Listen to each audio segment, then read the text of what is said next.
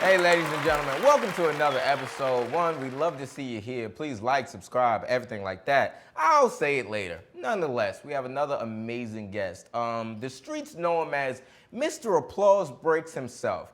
The one and only, the fantastic from Indianapolis. Ladies and gentlemen, give a round of applause to the one and only Phill Hunt. We gotta get a budget. We do it for myself a round of applause, you feel me? For making it here. Yeah, bro. Thank you for coming, man. Oh, I appreciate being here, man. This is cool. So, one, for people who don't know, Mr. Applause Breaks over here. To clarify, that means when he does his sets, the applause breaks come. And I don't think you get the credit you deserve for how often you make that happen, dog. I mean, I might. You know what I'm saying? I ain't Soulja Boy, but we do be making it clap. But I feel like if people introduce you as that, then the audience's natural reaction is to go against that. They go, I ain't clapping. Mr. Applause Breaks. Who does he think he is? One time somebody brought me to the stage as that, and I was like, never bring me to the stage as that again. Yeah. It's like you setting the bar here. Yeah, there's a weird thing about, especially as stand-ups, to oddly, because you got to be like the people's champ. You got to be kind of humble. I like to pleasantly surprise people. That's like, you know, if you about to get it on with a chick and you call yourself, they call me Mr. Orgasm. Halfway there, it might have been good enough. But because you Mr. Orgasms with the S on the end, she like, plural? Even if she get 5, she's like, I thought it was going to be at least 15, Mr. Orgasm. It's like, well, that's an average, so you know. To balance it out. You know. Yeah. So, you can't set that bar so high at times. It's like. So the humble shepherd, Phill Hunt, is that better? Yeah, it's like, yo, funny is a good enough credit. Just, he's funny. Yeah, no, I definitely say that, man. Funny. And you have one of my favorite comedic styles because it's actually what I would consider a traditionalist.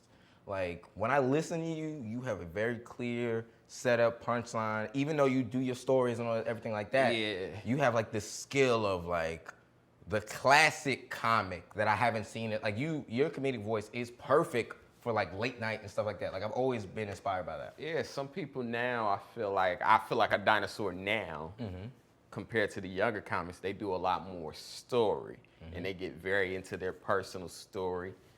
You know, where they grew up at, their zodiac sign, who they dated, who they like to date, the last time they had sex. I'm like, yo, I don't want to do that because that feels too personal. If I tell a joke and they don't laugh, you go, they didn't like the joke. These guys, they be telling their life story, and it's like, they don't like you. That's a whole nother thing. You start telling about your sex, we're like, ew. Now they giving me the light, and it's like, I ain't leaving. We just getting to the middle. That's a very interesting point. So you stay away from like the more vulnerable stuff, if you will. I mean, I do some vulnerable. It depends on the amount of time I'm doing. If I'm doing 30 minutes, I'll tell you little stuff. Oh, my father was in the military, whatever.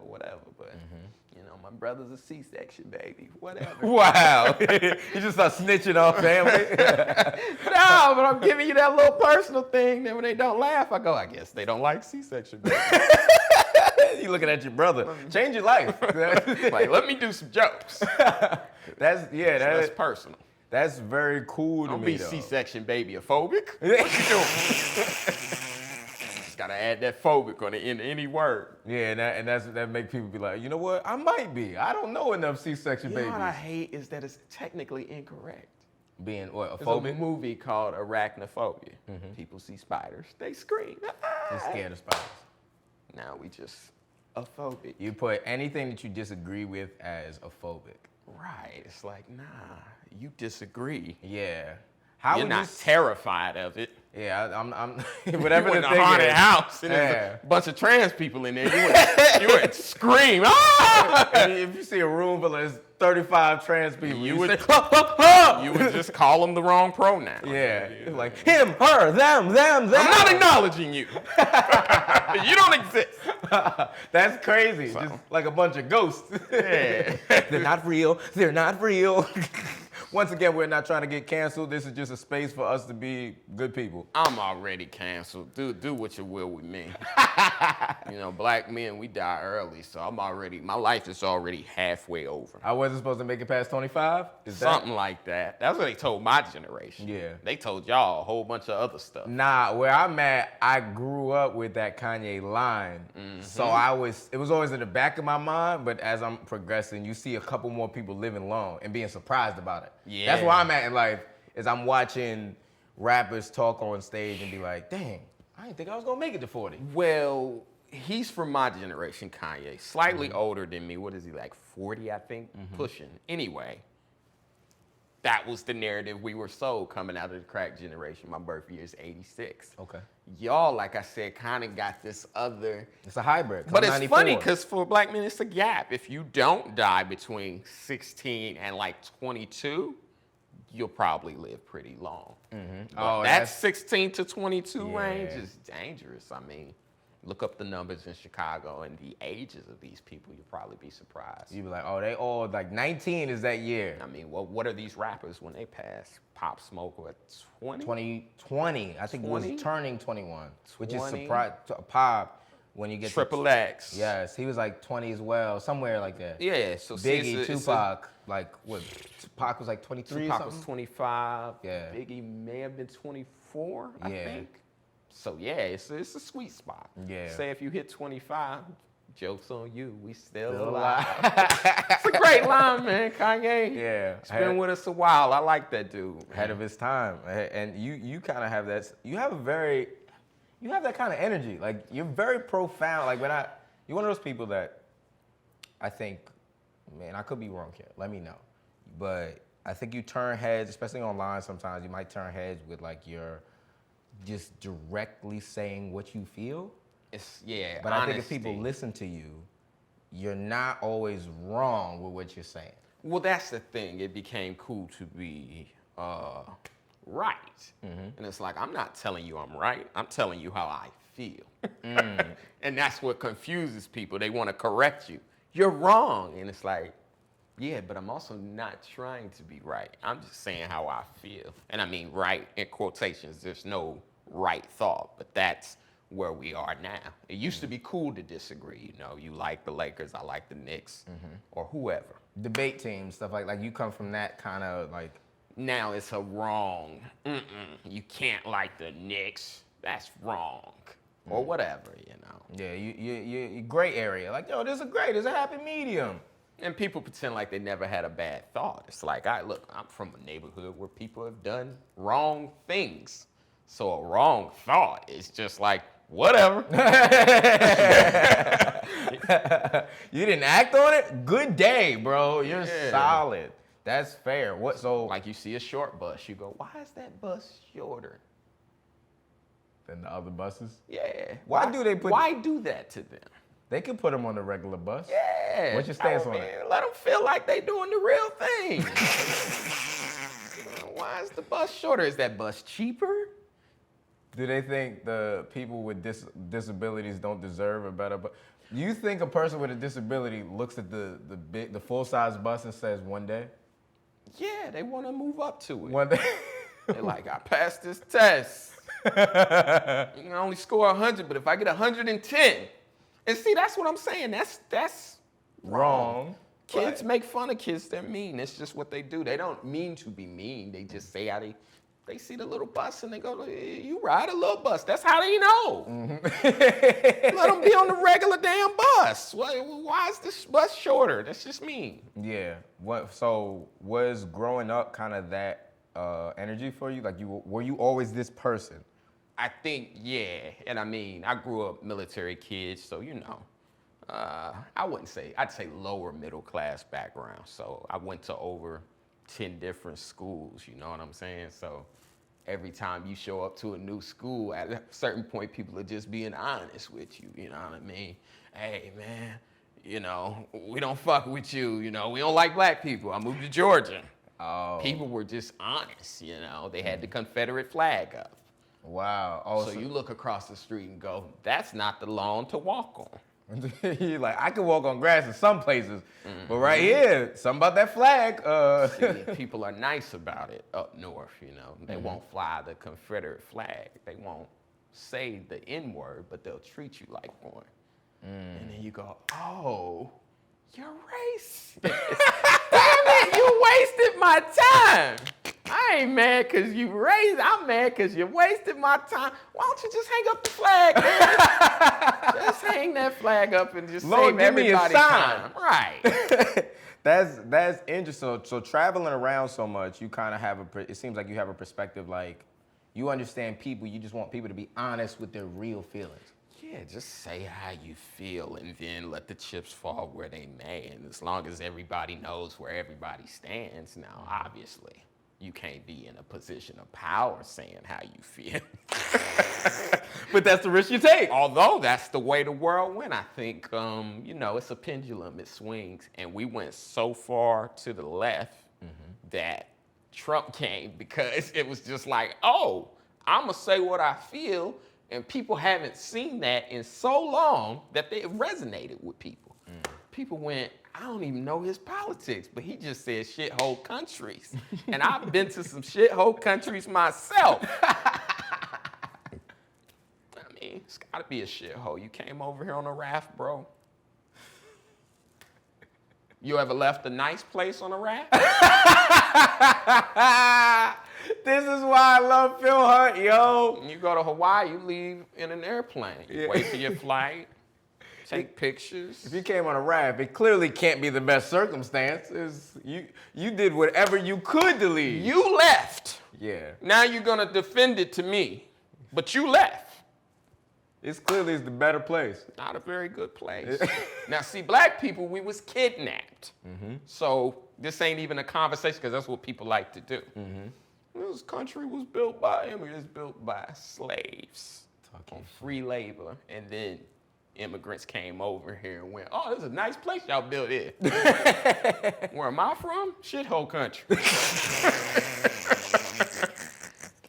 But it's like, for anybody just taking this in, I understand what you're conveying, bro. It's just balance. Like, look, they didn't want to hop the fence till we built it. You can't hop the fence if the fence ain't there. The only people I give a pass, Mexicans. Why? They were here. A lot of this is theirs. Yeah, California, Texas. It's like, give it back to them, bro. Yeah, yeah. Move that wall this way. But everybody else, hey, sorry. Was this like when it comes to like your family dynamic? You said military people. Was there like a super structure? Was it that type of military family? Yeah, I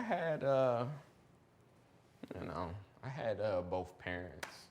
Still a broken home though. My dad didn't leave. The screen door just didn't work. We had to jiggle it a little bit to get it loose and come on in. But yeah, both parents. Like I said, 5 brothers and sisters though. So I'm the middle child. So hand-me-down clothes, the whole 9. 5 kids. So it hand down right in the middle for you. So it was kind of warm, but not that bad. Brother. So yeah, I would get his. And people would be like, I saw that outfit last year. They're like, oh, y'all the Johnsons. Y'all the Johnsons got the whole fit, whatever they buy. The family fit. It's the family attire. Your dad used to wear this same shirt. Same shirt. All our school pictures look the same. All wear the same outfit. It's like, oh yeah, the Hunts. That's the Hunt family. It's like a family crest, but it's just this one shirt. One shirt. So that type of dynamic. Now, were they supportive of the dream? I remember telling my father, and he just was like, so you want to be Eddie Murphy?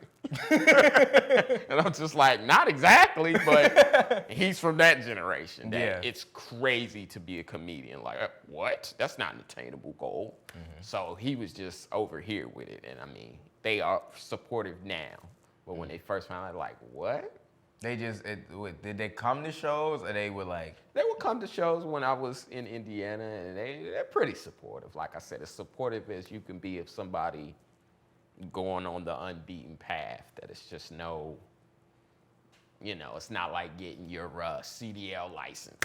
That it's like, he got it. There's no diploma for a comedian. There's nothing to hang on the wall that they can show their friends so They gotta, go to his Facebook. Well, not that post, the other one. Not the one about Trump. No, not that one. He did a show. That's the good ones. The one you do about the meat.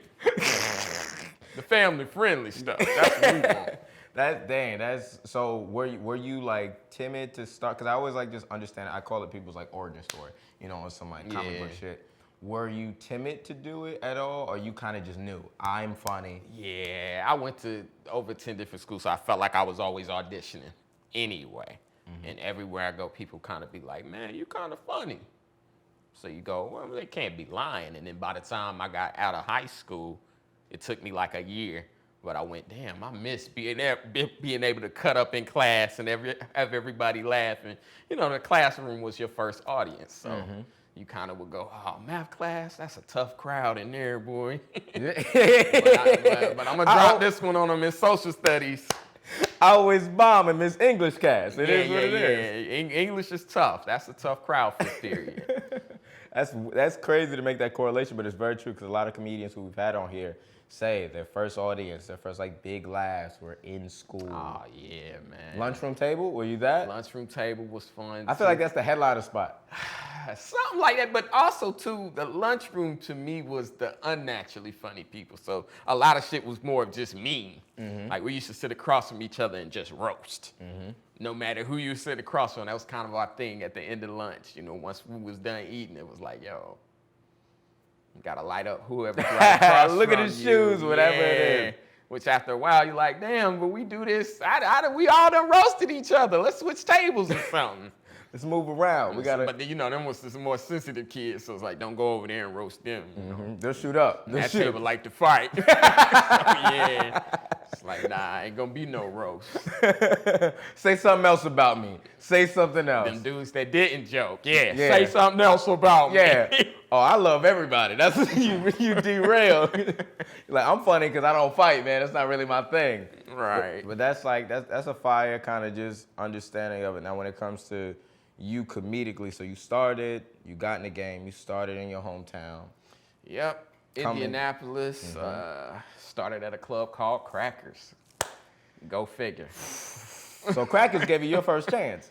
Yeah, yeah, Crackers with 3 Ks. Anyway, Indianapolis, Indiana in particular. So that's like the big city, in Indianapolis. And, our VP for Trump was from Indiana. So that kind of gives you an idea of where you at. It's like it's somewhat diverse in Indianapolis, but as soon as you get outside, it's like, oh shit. Ooh, I should have stayed in. And it's arguable whether or not the Klan started in Indiana or Tennessee. That's that's where you're from. What's so messed up is people let me know that. I meet people and they go, oh, that's where the Klan started. And I'm like, oh, hey. You said that like that was a good thing. New York City is like the Big Apple, the city that never sleeps. Yeah. It's like, oh, that's where the Klan started. One person from Tennessee tried to argue with me about it. I was like, I'm not gonna argue with you about that. I hope it didn't. That's not my claim to fame. Yeah, who wants that claim to Coming fame? to the stage, Phill Hunt. You know where he's from? Where the Klan started. I'm mad you got me to put a sheet over your head. Ain't nothing that bad.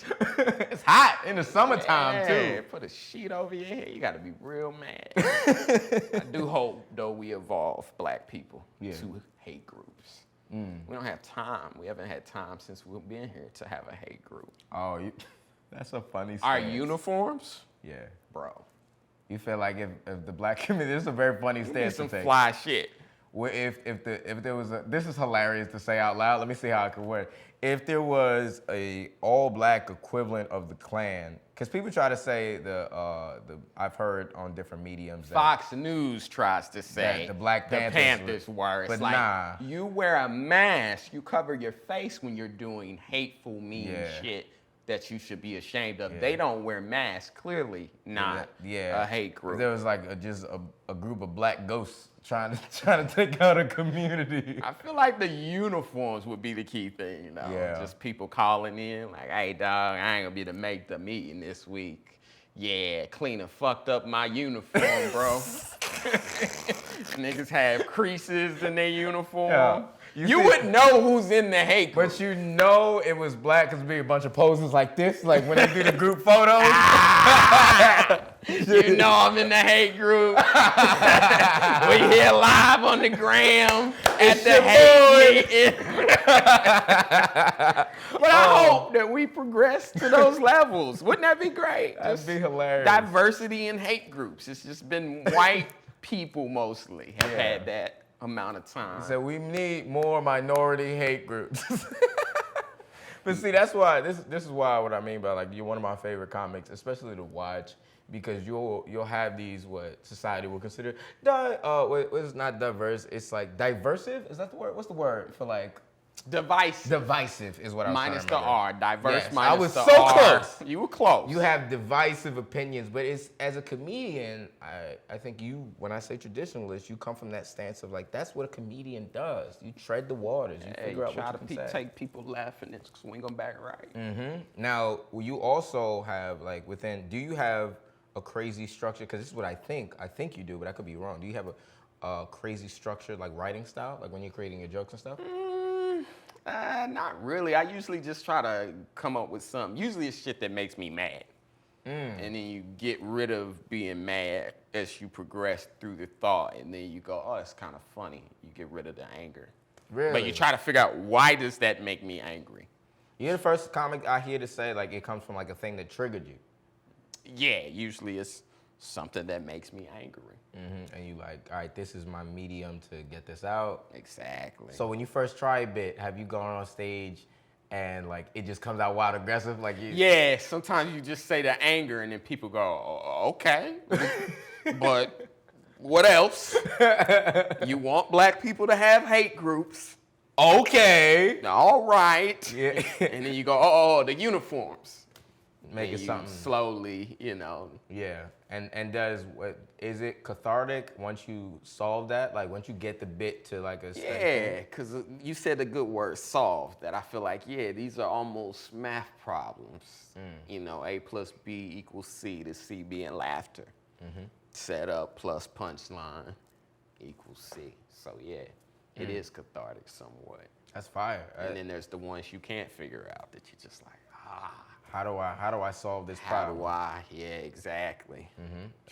As a comedian or a writer, you seem like a problem solver, like a scientist in some ways. That's what you try to do, right? You stare at the problem until you see, like, okay, this is what I think is wrong with this, and you start moving things around. A lot of times it's the setup. Sometimes people didn't explain enough. You gotta add a couple more details. Yeah. But you don't physically like in the room, pen and paper. Pen and paper, yeah, but you are? Okay. have the thought. And now we got the phone, so you always have your phone. Write down like a note, then try to sit down once a week, twice a week or so, not too often, because you can get to the point where you're just writing every day, and it's like I don't like to feel like it's work. I like to be inspired when I sit down. So I do sit down still, pen to paper. Something about that exercise just gets the blood flowing, and then the next thing you know, you've wrote a whole 2 pages. And how much of that? On Skittles. 2 pages on Skittles. You know what I hate about the color green? It's like some crazy. Tell you why tropical ain't the best. What's tropical about it? Or some Seinfeld shit. Yeah, something like that. Start breaking it down. Yeah, but that's it. It's cool to hear that because most comics who we've had thus far actually are more like, hey, I get on stage. I have an idea, make it up on stage, work it after. Yeah, everybody likes to do the Jay-Z now. Oh, I just, the rhymes come to my head. These young rappers now, oh man, I don't be writing nothing down, we can tell. Write something down. Yeah. Think you're illiterate, that's the issue. You sitting there, you don't write because you can't read. Like right, exactly. It's that you can't read. Just say that, bro. Because it sound cooler to say that. We can hear it. Because they say it like that. We can hear it. We was talking about short buses earlier. You remember Short Bus Shorty? Oh, of course. That was like the beginning of the internet when they had Gucci Man, Short Bus, Boy, Short Bus, and all Short of them Bus, on the bus. It's kind of a Shorty. mean little song. They should put that joint on Tidal or something. Woo, I remember, what was the lyric? OJ the Juice Man, Juicy is goofy. It was like he just like it was. I want to like face it. Okay. You just like, I don't know what's going on. But they should have, for the sake of diversity, put at least 2 New York rappers in there too, because y'all done got retarded too. Ooh. There's a lot of times it's just like, oh, he's Southern, put him on the show. But y'all know what we gotta do. But who would you say is like the equivalent for as a New York rapper or New York artist that you like? He a little off. And I like him, but he makes noises just like the Southerners. Ha! French Montana. Oh. That's like, bro, you from New York. You're not French, and you're not from Montana. What is this name? Were you Tony Montana's brother? Yeah. Then he looks like DJ Khaled, or he looks like the people in the mall that have the kiosks. But he says nigga more than me. He's confused. I like his music though. He's like, yo, but make up your mind. But he's very right next to 2 Chainz with that high and all that stuff that he does. OJ the Juice Man. Hey, okay. He's like the godfather of like nothing ass mumble rap. You're like, I don't know what he's talking about, but he having a good time. Because he just started making noises. And now you hear mumble rap and go, better than OJ the Juice Man. He was just making Adlibs. It's funny to hear that, but it is no judgment to it. I like it all, man. It's very entertaining. I'm glad as comedians we don't have to come up with that sort of stuff. What, ad-libs, like sound effects? Yeah. You wouldn't be right. Just in between jokes. People be like, what? But is that not the equivalent of like hamburger? You might be on to something there. Catchphrases, I guess. But these are catch noises. What's the difference between like a catchphrase and a callback? Because I feel like that is the comedian version of it. I guess it's kind of similar. Mm-hmm. I guess you could say that. I like the shit talking portions of the songs. Tough talk they do before they start. Oh. Shit ain't gonna get you on, it's gonna get you hurt. Gunshots. And it's like, why you wanna intimidate us? The song ain't even started yet. Beat just dropped. You know, they said I wouldn't fuck them up, but I will. You just like, okay. My favorite is the contradictions, and you can tell they ain't do the track list right. Mm-hmm. So one song will be, I'll be on the road doing so many shows, fucking so many hoes. Mm-hmm. Then the next song will be, yo, I'll be on the road, my girl, she be tripping, it's like she don't trust me. You ain't just hear your last song? You're like, listen to track 3, you clearly. Yeah. I wouldn't trust you. That's why she don't trust you. Look at all these bitches in the club. That's why I can't find love.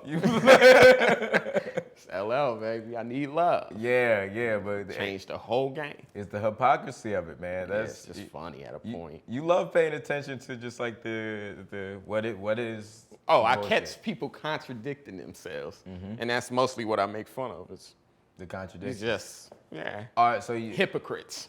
In your life, do you ever find yourself being like absolute in anything? Like, is there anything you have an absolute stand on, comedically or online? An absolute stance? Nah, I don't think I have a whole lot of absolute stances. Do you have? Nah, I'm looking. Because now I'm trying to think of even what would be something that you're absolutely against. You know what? Here's one. Okay. People think they got shit that's more healthy than water. I don't like that. Like drinks. Coconut water. When did that happen? I didn't know coconuts had water in them. Do they? Or is that some shit they artificially infuse? Nah, they definitely have like a liquid. It's not water. It's coconut juice. It's like so it's not water. It's not water. They just call it water. Yeah. See what I'm saying? It's like calling strawberry, like the juice from a strawberry water. It's water. It's water is water. Water don't got nothing in it but water. You got milk coming from almonds. When did this happen? See, that's what I'm absolute on. I just, after like year 2000, I just checked out. Once they started making. I just checked out. It's like, once they made coconut water, Phil was like, all right, I'm done with the world. I'm out of here. You remember trans fat? Mm-hmm. That was nothing LGBT that's trans fat that was in like potato chips. So on the bag in big red letters it say 0% trans fat. And you go, I don't even know what that is. Yeah. Probably stop writing it on the bag. It wasn't something I was looking for. That's how I feel about, I'm gonna be honest, that's how I felt when gluten first got introduced. I didn't know what, I And kind of see, still don't that's know what what that happened. is. See, it shifted from trans fat to gluten, and you going, I didn't know what that even is. In fact, this probably needs some gluten. That's why they don't taste right. It takes a little nap. Where the gluten at? I need more. Where the gluten. rap snacks at? Bring me the rap snacks. What is in rap snacks that make it so good? That shit's his last. That's the longest running black business. Yeah, rap snacks. Cause niggas love salt. What? Hold on. Fuck that. Who doesn't like salt? A lot of people, but black people got the highest blood pressure. We love salt. Cause it's yo, bro. A lot of people do. I feel I like salt. everybody like. If you find a person that don't like salt, they don't like joy. It's like you don't like so many things in your life. If salt you don't I like. do feel like they need to update the rap snacks though. The flavors, they're still the same flavors from my generation. Yeah. You know, sour cream and onion, all that stuff. I'm like, younger kids, they into different things. They into Molly. Yeah. So put Future on the bag. We could have hot honey Percocets. Percocets. See, you see where I'm going? I want rap snacks. Future on the bag. I want my rap snacks to taste like drugs. I don't taste no lean in this. Snacks taste like birth control. Cause this is what Future needs. Shit tastes like bad daddies. I don't feel enough struggle in these snacks. See, and for people watching, this is one of the most sincere ones because as comics, we do this a lot. This is like tagging jokes and punching things up. And like, it's one of my favorite things in the game. Oh, it's so fun. Like sitting at a table and taking some crazy ass idea and just building on it, That's what I hate. I saw a comic the other day say that. You know, when you're off stage and you're telling jokes, like, just don't do that. And it's just like, I'm sorry I'm funny. What other profession does a model leave the runway and you go, look at you, off the clock being beautiful and shit. Could you just not be beautiful? This is what I do. Yeah, NBA player leave the court, he go up the stairs, look at you being athletic. We get it, you're athletic. It's like, no. So at a point we're funny, and I mean, that's why we're friends and shit. Yeah. Some of these mainly white comics, they just, I don't know. They're not fun people. Yeah, and that's something you learn in a lot of industries, not just with stand-up, but you learn that, oh, just because a person is good at this profession or figured out a formula to make it work for them doesn't mean it actually applies to their everyday. Right. There's a yeah. lot of There's comics who aren't on fun. stage persona, some comedians, and then there's some people. This is who we are. Did you So ever that's- think about creating one? Like you were on some like, Hilarious. yo, fuck this. I'm Phill bouncing around Hunt. Like you had some no, goofy ass. Nah, I never did that. Most I ever did was, your first mic. You don't want people to know and shit in case some people that know your mama. So they was like, what's your name? I was like, Philly Phil. Yeah, that's my name. I ain't want, like, you think they're gonna put it on a billboard and blow it up and everybody's gonna drive by and go, him? I used to go to school with him. I hate him. I'm gonna come in here and heckle him. It's like, Phil, you're not stripping. You can just write your real name. It's all right. You go on stage, come to the stage, Peaches. You like, what? It's always funny when people don't have stage names. Yeah. Like every now and then you go on OnlyFans and you like, Alicia Davis. Oh no! What are you doing? Yeah. Oh man. Like, I'm gonna subscribe to this shit just to tell her you don't put your real name in here, honey. Alicia Davis, born in '94. You be like, Yeah, they put their birth year at Alicia Davis, 94. it's like, oh, C-section, baby. This has to be you. Alicia from math class. Yeah, it's me. How Like y'all doing? tasty, honey, Yeah. almond milk, something, coconut water, hell. He's somebody else. Don't be at Alicia Davis, 93.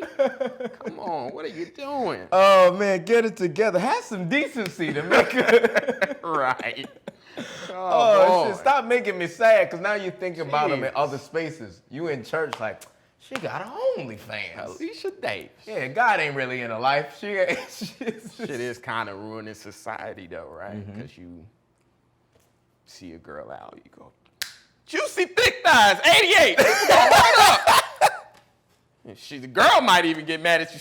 Don't be blowing me up like that. Chill. You sitting there, she be treating you like you're a fan. Chill. I'm out with my family. Here's an autograph. Thank you, thick thighs. I appreciate it. Yeah, man, it's ruining shit. You just want to call people what they go by on the gram or whatever. Yeah, but just it's hard to be honest in the world. It is. I mean, some professions, like I said, you can just put first name, last name. I like our profession being like that. Yeah. If you could be anything else, would you? Man, see, that's the thing I don't think I could be. I've been a lot of things, bro. I've been an What you mean? appliance delivery guy. When I was 19, I was installing alarms. Been a lot of things. It went bad. It wasn't good. 'Cause I would just tell people the truth. So I was an alarm installer, right? Back to what I told you before about our ex-VP now for Trump being from Indiana. So you get outside of Indianapolis into the fancier parts. I was programming her alarm or putting in the code. I told her, ma'am, here's how you change your alarm code. Doop, doop, doop, doop, doop, doop. She looks right at me and goes, now, correct me if I'm wrong. You know how to set that. So you could just come here when I'm not here and reset that. Come right in. I'm like, nah, you're gonna set it after I leave. So I don't know what you set it to unset it. She stood there a few minutes. So, you know how to unset that. So you could come in here after I leave and unset that. Now, naturally, I go, all right, now I gotta call my boss because I'm black, she's white, old white lady. She's basically saying you could rob me, right? Yeah. And I'm going, look, ma'am, I'm here with a work badge on, company car outside. Why would I rob you with all of that shit on? You know what I mean? If I was gonna rob you, I would have came in here and told you my name was Juicy Thick Thighs 88. You know what I mean? I'm here, first name, last name. What the fuck I'm gonna rob you for? You got the whole uniform on, and it says Juicy Thick Thighs 88. Like, I get a few people that are dumb enough to like rob people on their job and stuff. But most people, you either get a job or you rob people. And you see how those words are very close? Yeah, because if you had the ambition to get a job and rob people, you could be anything. Well, it's dumb because your name's on that paper. Yeah. They've done a background check. They know where you live. They know right where to come get you. Yeah. So just be Phill Hunt's whole interview was like, if you're gonna do crime, do crime. Just do crime. Commit to it. Never sign no paperwork. Don't pass a background check. But yeah, I realized real quick, like the world is very,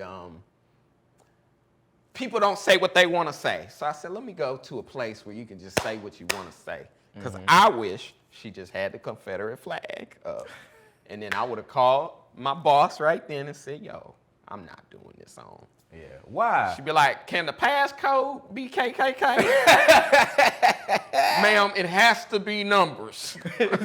Well, what's the K? What's the number version of K? Right. You be like 12. Like, come on, man. We're not doing this. That's fucking ridiculous.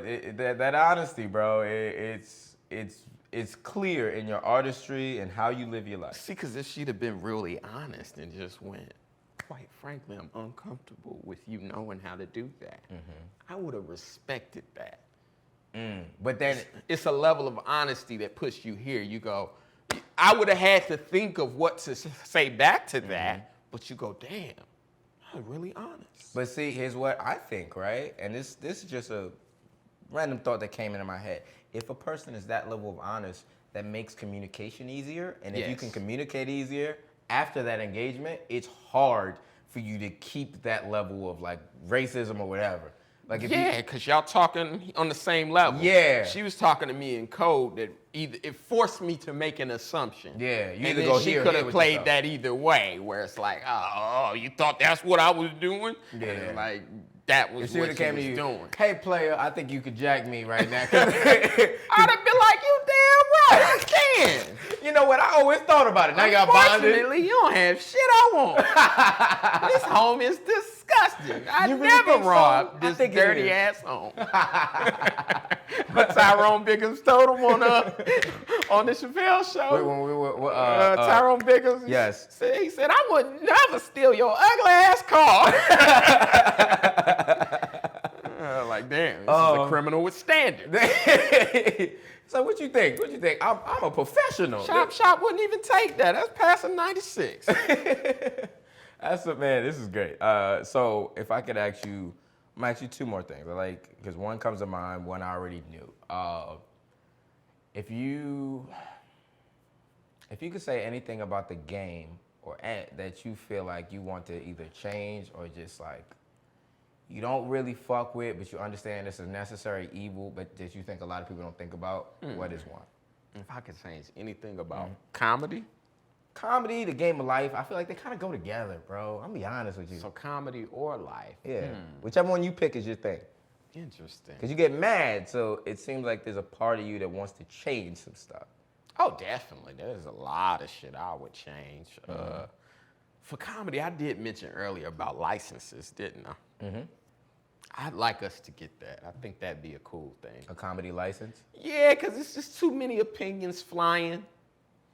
Too many opinions flying that you go, did you do 2 shows, 10 years ago, and now you're a comic? Mm-hmm. And now you all on Facebook telling comics what they need to be doing and not be doing? So a comedy license, like a driver's license, where it could get revoked after 4 years if you ain't doing it Something though? like that. Yeah, to where, it's levels to shit, right? Mm-hmm. So I feel like with us at times, it's like open micer, pro-am, and then there's like headliner, up-and-coming headliner, feature. That, yeah, there should be a license or something. Not to say that a headliner is always right or that the more experienced person is always right, but a lot of times you're talking to somebody and you don't know who they talking to. The day you start, the day we start, we get to be the same as Chris Rock. I'm a comedian. Yeah, and yeah, there's nuance in it the more you get in it, you notice the nuance, but at the beginning, everybody just tells you, Chris Rock, You're a comedian. Get in there. And I'd like there to be a union, like so SAG for actors. You talk to an actor, you're not really an actor till you're in SAG, right? Yeah. Most people don't consider you to be. Broadway, I think there's a guild. Yeah. There's a writers guild. There's no comedians guild. Something that, gets us a little past the point of, I'm a comedian too. You're like, are you? Are you? I'll take your word for it. The funny guy at work goes, well, I make people laugh at the job. You go, it's not the same thing. Every time that person comes, like you see him on stage or something, like if a comic right before a show is like, I'm a comedian too, you could feel it. There's certain like little things where you like. But then canceling would be like professional, where you have like a hole punched in your license. 2 more punches. Yo, I'm on my 3rd strike, bro. You burn the light. Yeah. They punch your card. Every time you bomb, niggas like, give me that. Oh, so you're a habitual offender. You done bombed so much, it's just holes in you. You got to get a new card. I gotta apply again, man. Yeah, you bombed 10 times within a month. I lost my license. Outside of your first 2 years. You gotta tell You people. gotta pass them first 2 years. I'm a poet. Like, just switch it. They downgrade you to that. You now are a motivational speaker. With charisma. Oh, great. A silly one. Get downgraded to silly. You a silly motivational. Now you could earn comedian, but you gotta get back funny, in. silly. That's you all day. Oh shit, man, that's fucking hilarious. That honestly is very true. All right, last thing, we do it with everybody. This is just for people watching who have stayed and watched the whole episode. When I appreciate all of y'all every single time. This is your cameraman. Cool. If you had to tell, a person who comes from your vein of artistry, a person who's just like, like when you used to watch somebody, Yeah. and you like feel like, yo, that's me. Gotcha. If you're talking to that person, what would you say? A piece of advice, a keynote, like the version of you, might be young, might be old. It's like, wants to figure shit out in life, what gem you got for him? What gem would I have for him? I would say for comedy in particular, you can never be seen too late, but you can be seen too soon. Meaning that a lot of times people, they try to, I got to get that audition for that TV show. Now that producer is in the industry for 20 years and remembers you being fucking horrible. First impressions are lasting impressions, they say, so it's the level of like, take your time, man. Take your time, let it cook, let it simmer. Yeah, like a crock pot or something. Like that's kind of how you look at the game. Yeah, the first year or so, you're a hot pocket. Yeah. Boom, boom, you know what I mean? And, that's cool for a snack, but you ain't gonna fill nobody up. So if you're out there in your first year trying to do 45 minutes, trying to headline, it's like, slow down a little bit, man. That's all. Take your time.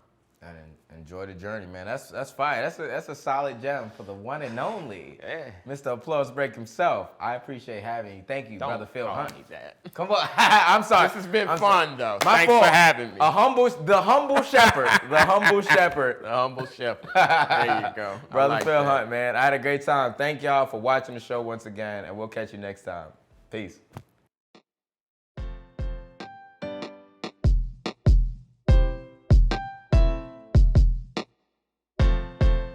Hey guys, thank y'all for watching Behind the Mic Stand. If y'all enjoyed it, as I think you did, because you made it to the end, like, subscribe, make sure you hit that notification button so you hear the subscriptions and shit. You know how it works. Just like it. Stop skipping this part and do it right now. What? Somewhere right here. I think it's right here.